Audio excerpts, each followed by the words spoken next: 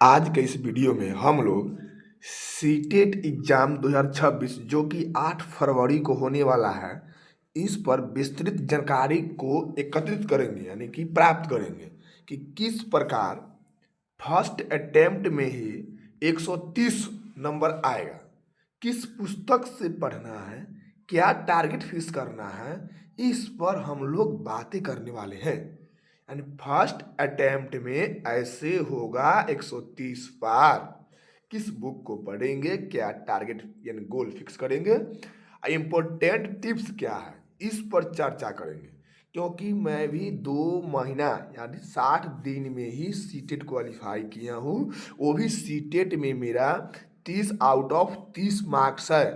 कल के वीडियो में मैं अपना मार्कशीट शेयर करूँगा। देखिए, अब मैं खुद बीपीएससी टीचर TR3 में सिलेक्टेड हूँ, इसलिए जो भी मेरा अनुभव है आप लोगों के बीच शेयर करूँगा। चलिए वीडियो में बने रहिए। कुछ बेसिक जानकारी सीटेट के बारे में प्राप्त कर लेते, उसके बाद सिलेबस पर डिस्कस करेंगे, detail discuss. CTET exam 2026 central teacher eligibility test, CTET का फुल फॉर्म होता है, हिंदी नाम है केंद्रीय शिक्षक पात्रता परीक्षा।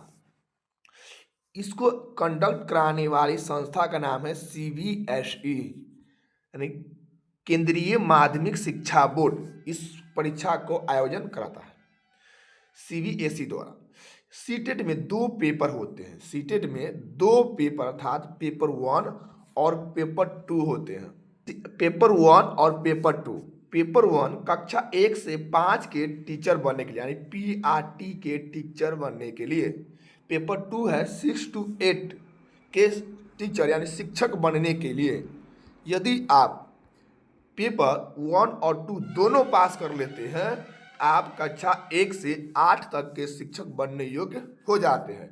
लेकिन इसके लिए अब हम लोग सीटेट के सिलेबस को टॉपिक वाइज यानी विषय वाइज समझेंगे, प्रयास करेंगे। सीटेट में पेपर 1 का सिलेबस है, कुल 5 सब्जेक्ट पढ़ना है। CDP, भाषा 1, भाषा 2, गणित, पर्यावरण। CDP में 30 प्रश्न आएगा, 30 अंक का आएगा।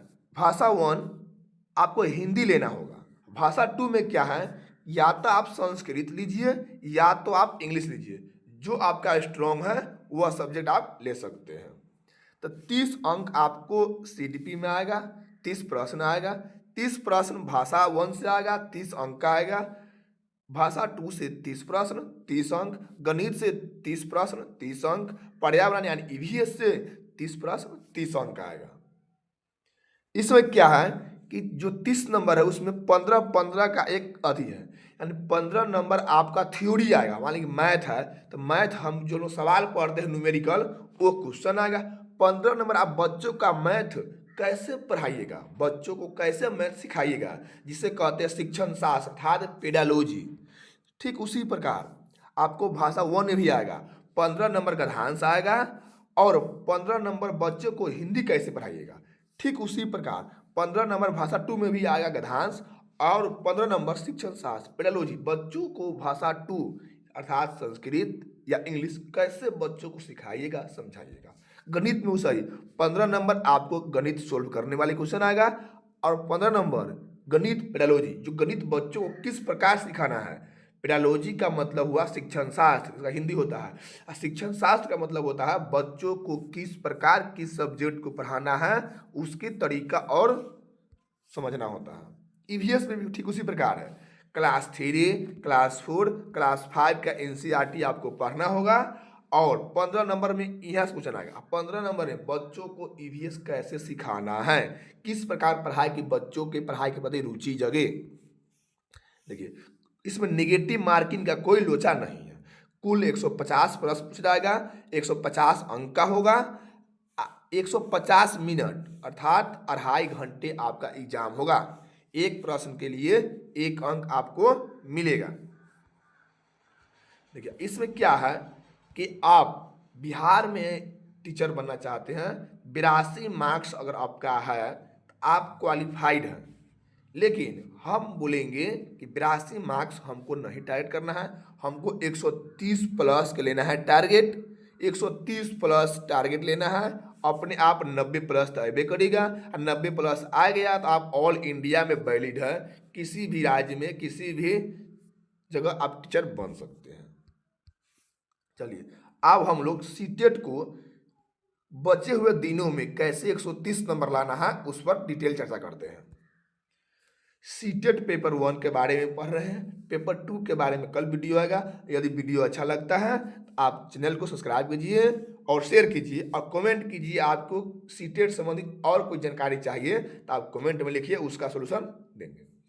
कुछ महत्वपूर्ण टिप्स को अपनाना होगा।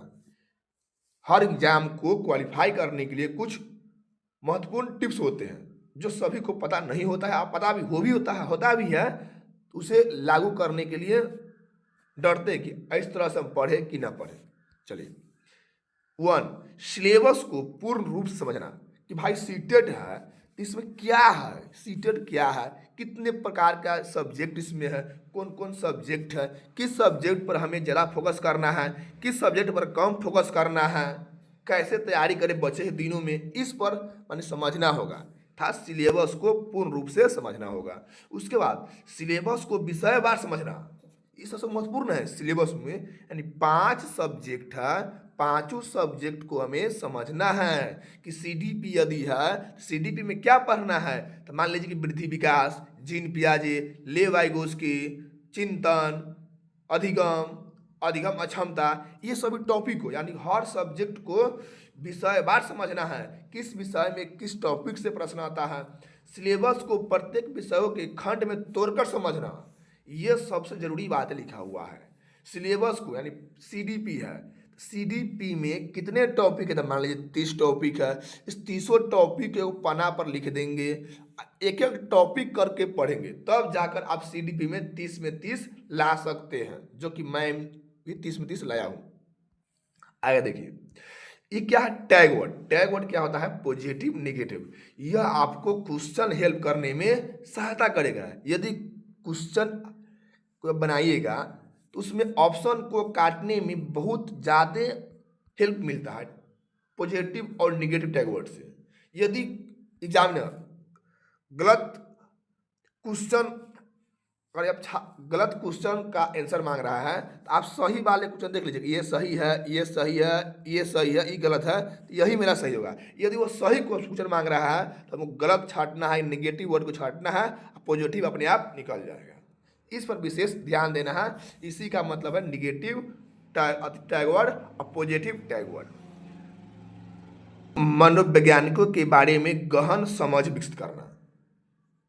5 से 6 ऐसे वैज्ञानिक हैं जिन्होंने शिक्षण शास्त्र के प्रति अपने विचारों को व्यक्त किया है, उनके बारे में समझना। जैसे जीन पियाजे, ले वाइगोस्की, कोहलबर्ग, स्टीनर, इन सभी के बताए गए थ्योरी को अच्छे से पढ़ना है। रट्टा नहीं मारना भाई, सीटेट है, रट्टा मारने का माइंड में आ गया तो सीटेट पास नहीं कीजिएगा, 101% गारंटी है।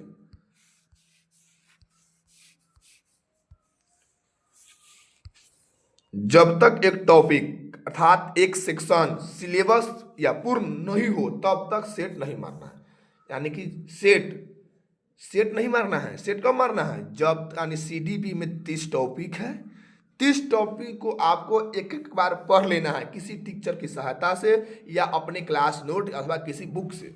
उसकी बाद देखना है कि जो हम पढ़े हैं किसी टीचर से या खुद से मेरा क्वेश्चन सोल्व हो रहा है कि नहीं।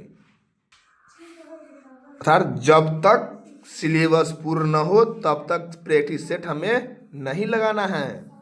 मल्टीपल सोर्स यूज नहीं करना है, यानी किसी एक ही टीचर से पढ़ना है, उन्हीं टीचर का क्लास नोट को बार बार रिवाइज करना है। ऑनलाइन क्लास या ऑफलाइन क्लास पढ़िए, उन्हीं शिक्षक की क्लास नोट्स को बार बार रिवीजन करें, क्योंकि रिवीजन जितना कीजिएगा उतना कॉन्सेप्ट क्लियर होगा और उतना ही मार्क्स आपको बढ़ेगा। इन्हीं बातों को ध्यान में रखते हुए सीटेट की तैयारी करना है। यदि आपको वीडियो अच्छा लगा है सब्सक्राइब कीजिए और अपने दोस्तों के साथ शेयर कीजिए। फिर मिलते हैं नेक्स्ट वीडियो में।